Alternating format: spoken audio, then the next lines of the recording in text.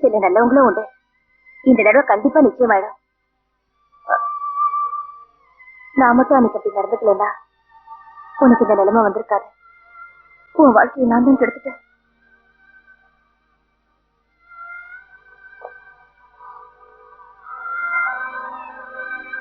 ஆனந்த்,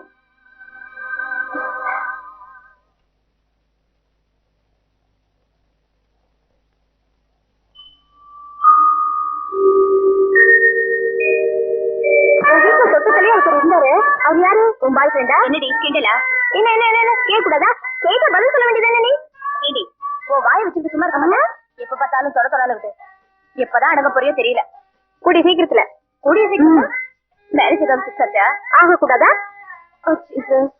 ஏன் எப்படி பண்ற? உனக்கு வரப்போற புருஷனை நினைச்சு பார்த்தேன். ஐயோ பாவம். என்ன என்ன என்ன என்ன என்ன என்னடி